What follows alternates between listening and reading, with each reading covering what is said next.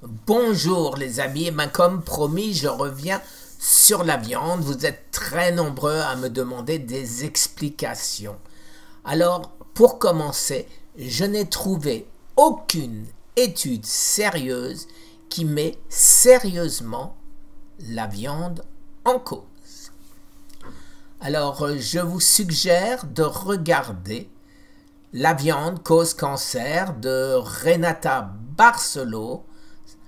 C'est une personne qui essaye de nous donner un maximum de liens pour prouver ce qu'elle dit. J'apprécie énormément. Vous tapez simplement la viande et le cancer et vous allez trouver énormément de liens, les amis, dont d'ailleurs le mien, dont celui de Fred, ma diète anti-cancer, etc., etc. Alors, qu'est-ce qui m'a fait changer d'avis? Alors, tout d'abord, essayons de comprendre pourquoi je ne mangeais pas de viande. D'abord, bien sûr, parce que l'OMS avait classé la viande rouge, c'est-à-dire toutes les viandes de boucherie, ne nous trompons pas. Viande rouge, c'est la traduction en français de viande de boucherie.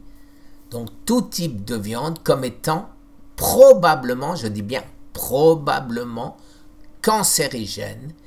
Et les saucissons, les viandes transformées,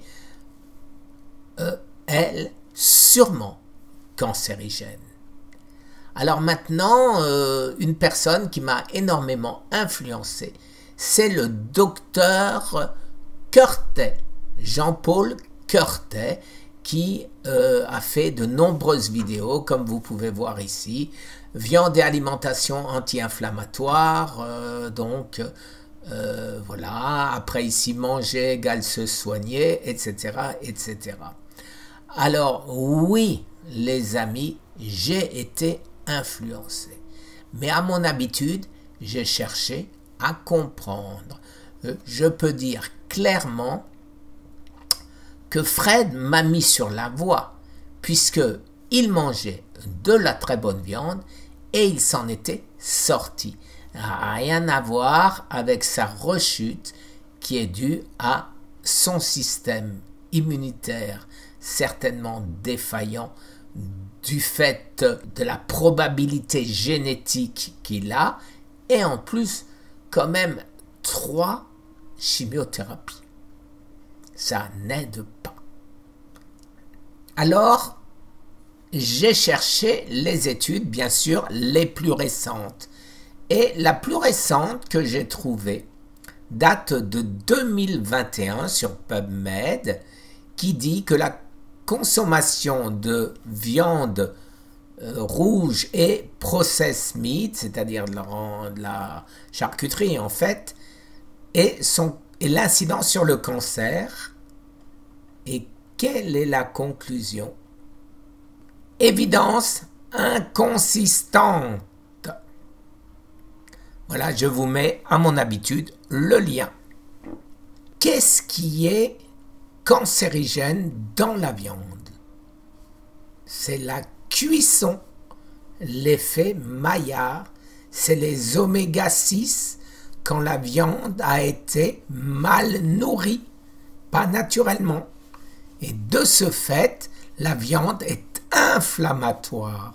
Et vous le savez, pour combattre le cancer, il faut commencer par combattre l'inflammation. Alors, tout d'abord, là aussi, eh ben non, Fred ne mange pas de charcuterie. Moi, j'en mangeais beaucoup.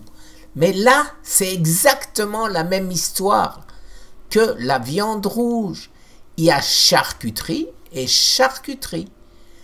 Si vous achetez de la charcuterie où vous avez des nitrates, des nitrites, du sucre sous la forme de dextrose, de maltodextrine, etc., oui, cette charcuterie est cancérigène.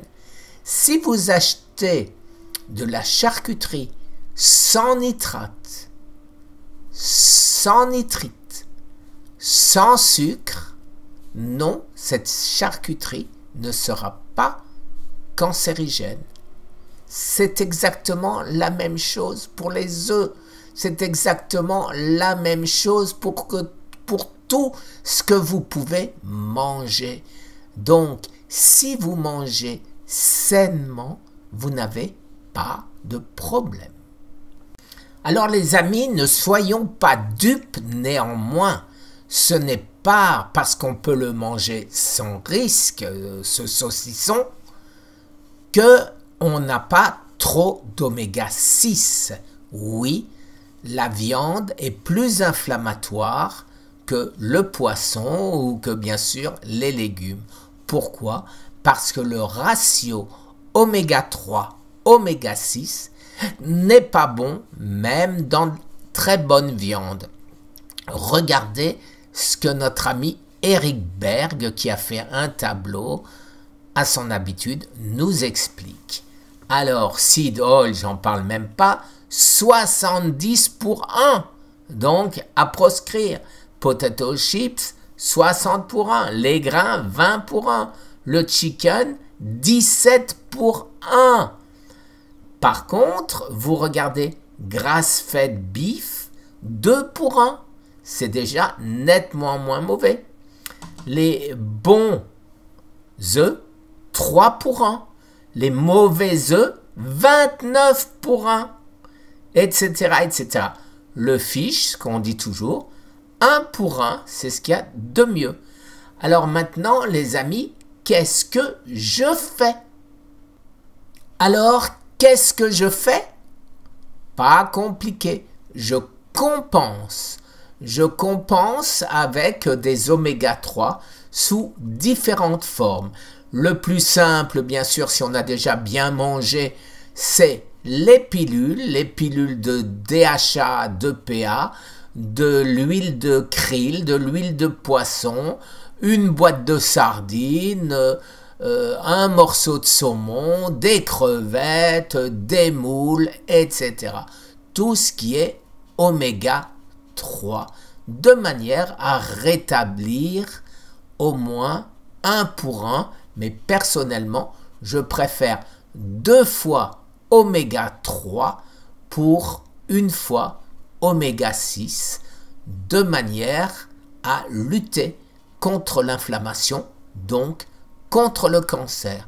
Alors oui, vous pouvez manger de la viande saine, parce que vous n'avez pas envie des ratios dont Eric Berg vient de nous faire part, mais par contre, vous voulez avoir plus d'oméga 3 que d'oméga 6.